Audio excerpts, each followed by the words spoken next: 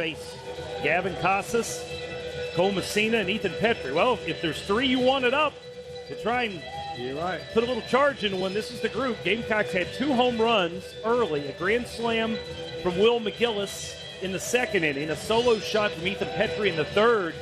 But since then, Tommy, not much to show for it. No, as we mentioned, only a couple of hits going back to the third inning. Casas 0 for 4. A couple flyouts and a couple strikeouts more recently. Missouri starting pitcher Chandler Murphy, he gave up those runs early. He had the same sort of issues that Will Sanders did, wildness. And then in the fourth inning, he had to call for the trainer, and he left the field. And they put it in the bullpen's hands, and that's, as Tommy said in the moment, that's not a bad thing for Missouri. Maltrud and Franklin have been as good as they've got. First pitch swinging, Casas cannot connect with that fastball. You can tell Franklin, he's not scared of anybody. Maltrud struck out 8 in 3 1/3. 3 1/3, I should say. And Franklin's up here dropping in 94 and 95 mile-an-hour fastballs. Here's the pitch. Fouled back. Board says 1 and 2, but I think it's 0 and 2. I think it's 0 and 2. Yeah, I don't think they've thrown more than 2 pitches in this inning.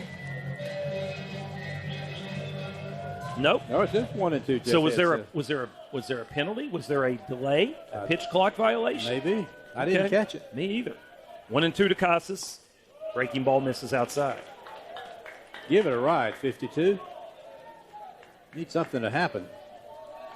2 balls, 2 strikes to the Carolina first baseman. Left-handed batter, that deep crouch. Here's the pitch. That's in the dirt. And Gavin takes the count full. Well, he knows about free passes. 19 of them. Leads this team coming into play tonight. 19 walks, that is. 3 balls, 2 strikes to the leadoff hitter in the bottom of the ninth. The pitch is high, and that is a leadoff walk. And Carolina gets the first step of what they need. Now here comes Messina, who has really had, I'm sure from his standpoint, a forgettable evening there. 0 for 4. In the first inning, he came up with 2 runners on base in scoring position, swung at the first pitch and popped it up on the infield. He then struck out the next 2 times up before flying out to center field in the 7th. First time seeing Franklin, and he takes a fastball at the knees for a strike.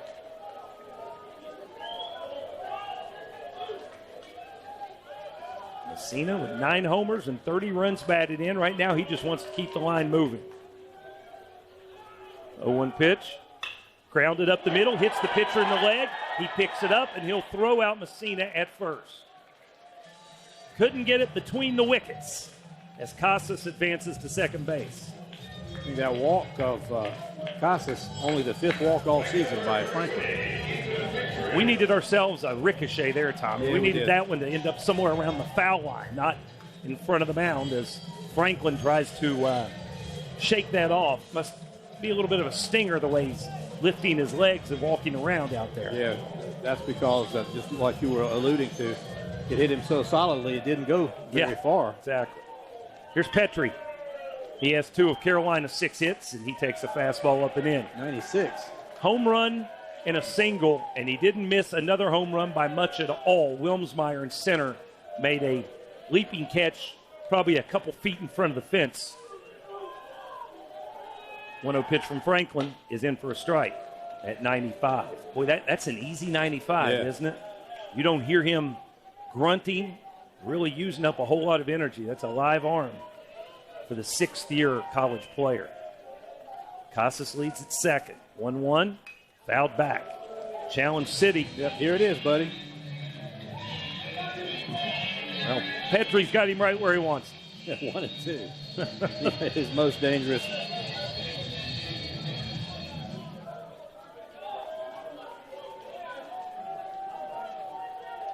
Stretching the pitch, and he swings and chases a ball that gets past the catcher, and all hands are going to be safe as Petry hustles to first and Casas moves to third, and Carolina brings the tying run to the plate here with 1 out in the ninth. How do you do? Like we said, got him right where he wants him. 2 strikes. A strikeout and a wild pitch. Petry doesn't chase him in the dirt very often, Tommy, but that time it worked out. Hornung had Carolina's last hit in the 7th. 8-5 Missouri in the 9th. Here's Hornung. First pitch fastball, called a strike on the inside corner. Well, they haven't made a mistake all night, it doesn't feel like to Carson. Work him in, work him out, executing pitches. He's not been able to barrel up much of anything. 0-1 from Franklin. That's inside. They tried it again, but that one a little bit off the plate. Yeah, last inning, he was just warming up out there. He's 95 and 96 consistently now. He sees the finish line. Yeah. Tape is in sight. Hornung, the former Missouri commit, in a big spot here. The 1-1 pitch is outside. Nothing but fastballs. Franklin, as we said, he's got a change-up, but he doesn't throw it all that much. A warning. To the bullpen? To the Missouri dugout? Yeah. That wasn't a strike. That wasn't particularly close. I'm not sure what they're chirping about. Here we go. 2 on, 1 out in the 9th. 2-1 pitch. Swing and a miss. Hornung tried to hit it out to right, and they kept it away from him. And the Gamecock left-handed hitters can't seem to adapt. In the first week or two of the season, he was adept at going to the opposite field was Carson. Well, now he's got to protect the plate with a 2-2 count. Franklin sets and deals, and it is fouled out of play. It's like he was trying to. Yep. I think you just sell out in this situation, that if he's good enough to bust you inside and get you, then he's good enough to get you inside. Take him the other way. Again, the 2-2 pitch coming to Hornung, and he swings and misses. Fastball up and in at 95. Good location. Boy, when you can throw that good of a fastball to both sides of the plate, you're going to get a lot of people out. And he gets Hornung here, and the Gamecocks are down to their last out. Yeah, that's you're not hitting that pitch. That is just a great pitch above the belt and close enough to the strike zone that I don't know how you could dare lay off of it with 2 strikes. Here's LeCroy. First pitch just misses, low and away. Just need Tal to get on there, because if anybody was ever due to mash one and is a great hitter but hasn't shown it in the last couple of weeks, it's the man on deck, Denny. Keep the line moving. 8-5 Missouri in the bottom of the 9th. Gamecocks with the tying run at the plate, but down to their last out. The 1-0. Fouled back. Again, you can't ever say it was a great pitch to hit when it's 95, but that one was in the part of the zone that you want to be swinging. Sounded like a good pitch to hit. Sure did.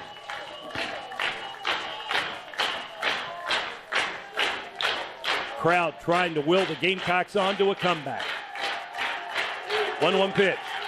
Way outside and blocked nicely by the catcher. Dylan Leach has made a couple of dandy stops to keep runners where they are the last couple innings. He's not much between innings. I'm telling you, he's a good player. So 2-1 the count to LeCroy.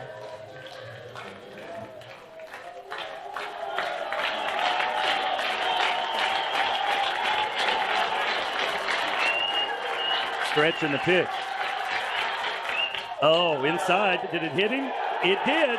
It grazed him. That's going to load him up.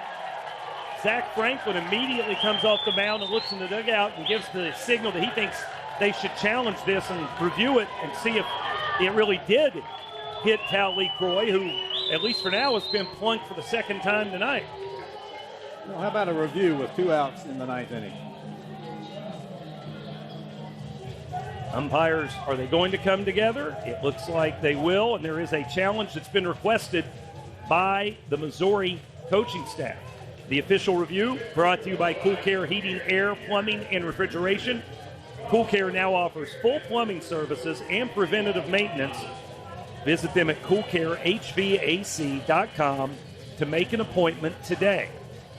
Well, now the first base umpire is the crew chief, and he signaled that A, it's a review, and B, he pointed to the dugout as to where it came from, but they are not going to the spot over by the dugout to put the headsets on. It looks like the first base umpire may have communication in his ear, Tommy.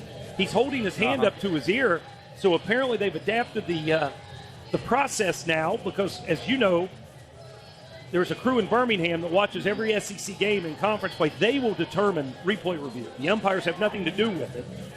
So apparently the decision is we don't need you to come over and put on headsets. We can just maybe talk in your Apple Watch. And I don't know how you can overrule that because it's just, it didn't make much contact because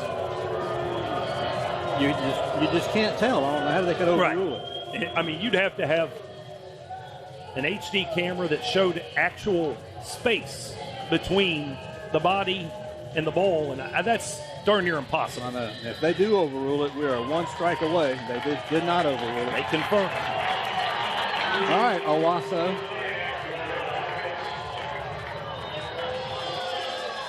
Caleb Denny is 0 for 2. And a pitching mound visit from Mizzou coach Ricky Meinhold, who comes out, I'm sure, to go over the scouting report on Caleb Denny. Being from that part of the country, they probably know about Caleb Denny from his days at Oral Roberts.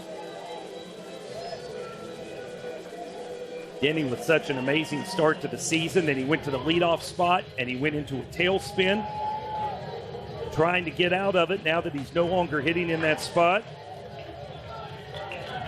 And the Gamecocks need him big right now. Down by 3 in the bottom of the ninth, down to their last out, but with the bases loaded. His last home run came against Bethune-Cookman, March 11th. First pitch to it. Oh, big rip, and he fouls it off. My goodness. No mystery there, was it? 94, and it was right down Broadway. If they meant to crowd him, I don't think they did a very good job of it there. Strike one to Denny. The 0-1 from Franklin. Fastball fouled out of play down the left side. Another heater. He can do anything he wants to right now with him because he can even risk a wild pitch here to get him to chase because they're 3 runs up. Jonathan French would be the pinch hitter next. Here's the 0-2 coming plateward. Outside through the changeup. Scouting report would tell you he rarely throws the changeup for strikes. So you just have to gear up for that heater and see if you can put it in play. Bases loaded, 2 outs. A 1-2 count. The pitch to Denny. Changeup again misses outside.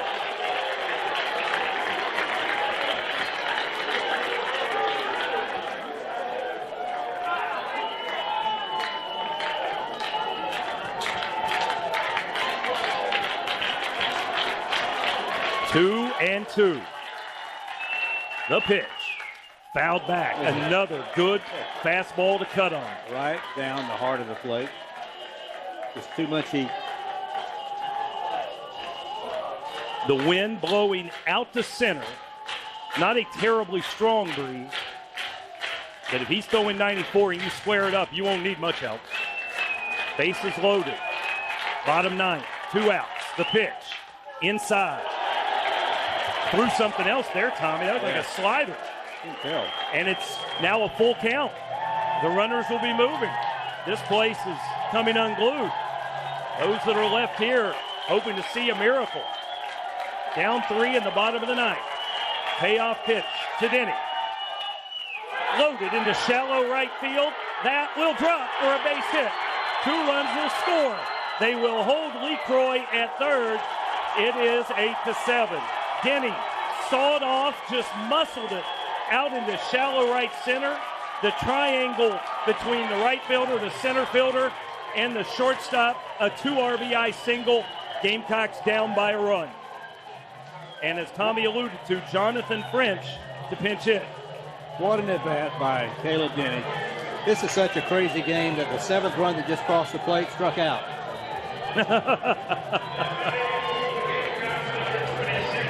So French will hit for Brewer. Jonathan has been elite against left-handed pitching, hasn't swung a lot against righties. But the Clemson transfer can be a Gamecock hero if he can find a space here and squeeze in a base hit.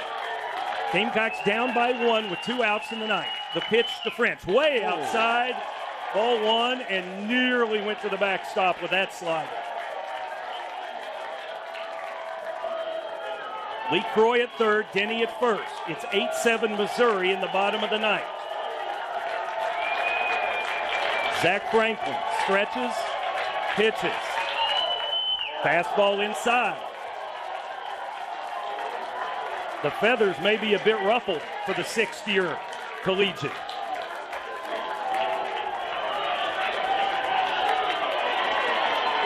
Two and 0 to French. The pitch. Fisted right side. It's diving play. No, it's through to right field. We are tied. A seeing-eye single from Jonathan French. The second baseman covered a ton of ground and tried to smother it, but he couldn't glove it cleanly. And Carolina has gotten up off the mat with 2 outs in the ninth and tied this game at 8 apiece. I was thinking at 2-0, you're thinking maybe he's starting to loosen up with some wildness, that he would take a pitch. But he had no thoughts of taking that one. He just hit it where it was pitched. Mark Kingston asking for timeout. And he's going to get a pinch runner in for French, as Evan Stone will run. Gamecocks don't want to celebrate too much. You got a chance to win this game right here. Boy, they love Jonathan French, whether he got a hit or not. They love that boy. Evan Stone will run for French, even though that run is meaningless. Mark Kingston doesn't want a slow runner to short-circuit a route. So here is Braswell. Hero last Saturday. Can he do it again on Friday? They play him straight up. The pitch. Hit hard. Diving stop by the shortstop. He'll throw to third. It's thrown away. Here comes Denny home. He will score. The Gamecocks do it. 4 runs in the bottom of the ninth inning. The first error of the game is committed on the final play of the game. And South Carolina walks off Missouri 9-8. I would have had to see it to believe it. Michael Braswell's just going to say, Coach, can I just play in the ninth inning? Braswell hit a sharp one hopper in the hole at shortstop. Cologne made an amazing diving stop. He tried to throw to third to get the force on Denny. The throw was errant, and it found the gap in the dugout and leaked in there, and it's automatically another base for the Gamecocks. And Denny trots home, and Carolina wins it. Derek, I don't see it on the board yet, but wouldn't that be the very first error of this game? I said that just a second ago. Yeah. Indeed it was. Yeah. And the Gamecocks win it 9-8. Unbelievable. Carolina gets to 4-0 in SEC play. The list of heroes, too long to count off. We'll tell you all about it, though, folks, on the Carolina Ford Locker Room Report.